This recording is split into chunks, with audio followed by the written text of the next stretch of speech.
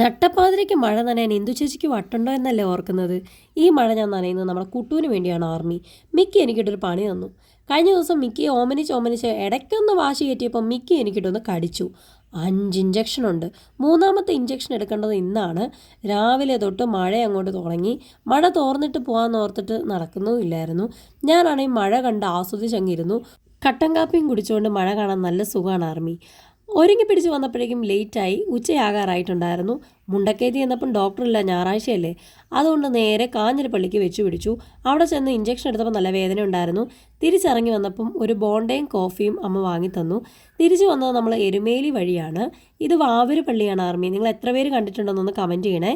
നമ്മുടെ അയ്യപ്പന്മാരൊക്കെ ഇതാ ഈ പള്ളിയുടെ മുന്നിൽ ഇതാ എരുമേലിയിൽ വന്നിട്ടാണ് പേട്ട തുള്ളിയിട്ട് ശബരിമലയ്ക്ക് കയറി പോകുന്നത്. നമ്മുടെ വീട് പുലിക്കുന്നിലാണ്. എരുമേലി ആണെങ്കിലും മുണ്ടക്കയോ ആണെങ്കിലും ഒരേ ദൂരമാണ്. തിരിച്ചു വന്നപ്പോൾ മഴ നല്ല പണി തന്നിട്ടുണ്ടായിരുന്നു. എൻ്റെ റൂമിനേക്കാൾ വലിയ കൂടുണ്ടെങ്കിലും ഈ കൂട്ടിലൊന്നും കിടക്കില്ല. ആർമി അവൻ മഴ നനയും. അവൻ മഴ നനയായിരിക്കാനായിട്ട് വീടിൻ്റെ മുൻവശത്തേക്ക് അവനെ കെട്ടാമെന്ന് വിചാരിച്ചു. അതുമല്ല, ഈ രാത്രിയിലൊക്കെ കുറച്ച് കുറുക്കന്മാരുടെ ശല്യമുണ്ട്.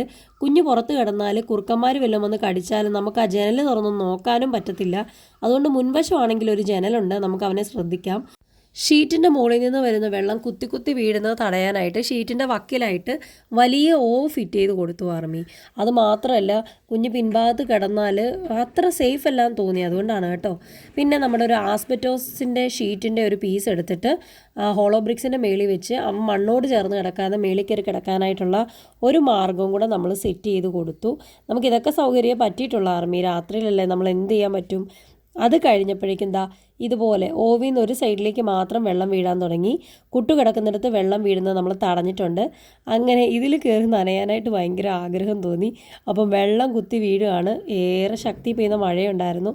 അപ്പം ഞാനങ്ങ് നന്നായിട്ട് മഴ നനഞ്ഞു. ആർമി മഴയത്ത് തെന്നി വീണ് മുട്ടും പൊട്ടി പനിയും പിടിച്ച് പോരാത്തതിന് ശ്വാസം മുട്ടലും. ഞാൻ ഈ ഓഡിയോ ഡബ് ചെയ്യുന്നതിനിടയ്ക്ക് നിങ്ങൾക്ക് മനസ്സിലായിട്ടുണ്ടാവും ഞാൻ ഇടയ്ക്കിടയ്ക്ക് വലിക്കുന്നത്. കുട്ടു ദൂരെ ഇരുന്നിട്ട് ശോകത്തിൽ എൻ്റെ എന്തമ്മ ഇത്രയും കഷ്ടപ്പെടുന്നത് എനിക്ക് വേണ്ടിയല്ലയോ എന്ന്.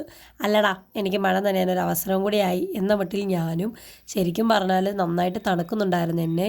അപ്പം ഞാൻ കുട്ടുവിൻ്റെ അവസ്ഥ ഓർത്തു, അവൻ എന്ത് തണുത്തിട്ടുണ്ടാവുമെന്ന്.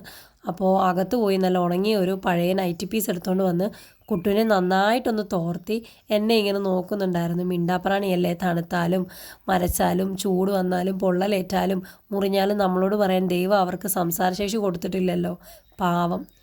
പിന്നെ അവൻ്റെ സൈഡിൽ കെട്ടിക്കിടക്കുന്ന വെള്ളമെല്ലാം ഞാൻ കോരിക്കളഞ്ഞു. നല്ല ഇടിയും മിന്നലും തുടങ്ങിയായിരുന്നു. അതൊന്നും പരിഗണിക്കാതെ ഞാൻ ആ സൈഡിലെ വെള്ളം പോകാനായിട്ട് ചാല് വെട്ടിക്കീറി വിടുകയും ചെയ്തായിരുന്നു.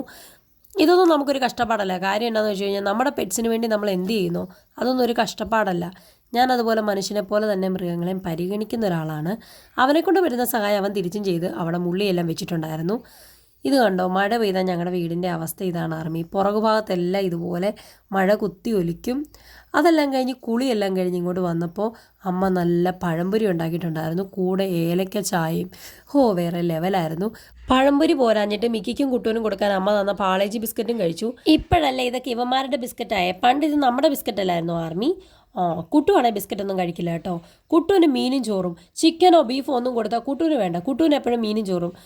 മിക്കി വന്ന് നോക്കുക എൻ്റെ ബിസ്ക്കറ്റ് ചേട്ടനും കൊടുത്തോന്ന്.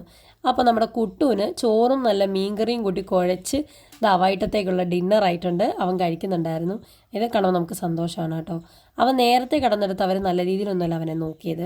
കുട്ടുവിനെ വീട്ടിൽ കയറ്റി കിടത്തണമെന്ന് ആഗ്രഹമുണ്ട്. പക്ഷേ ഏറ്റവും വലിയ ശല്യം ഈ മാർജാര തെണ്ടുകളാണ്. ആർമി പട്ടിക്കുഞ്ഞുങ്ങളുടെ കണ്ണുള്ള ന്യൂമാർക്കുള്ള ഒരു കഴിവ് ഭയങ്കരമാണ്. ഇവർ തമ്മിൽ വഴക്കുണ്ടാക്കിയ പാതിരാത്രി നമുക്ക് ഉറങ്ങാൻ ഒക്കെയല്ല. കുറച്ച് ദിവസത്തേക്ക് ഇവൻ വെളിയിൽ കിടക്കട്ടെ, പിന്നെ അകത്തേക്ക് കയറ്റാം. ഗൈസ്, പനിയുടെ ആരംഭം അപ്പോഴേ തുടങ്ങിയിട്ടുണ്ടായിരുന്നു. നല്ല മഴ, ബ്ലാങ്കറ്റൊക്കെ പുതച്ചിങ്ങനെ കിടന്നുറങ്ങാൻ എന്നാ സുഖമാണെന്നറിയാവോ.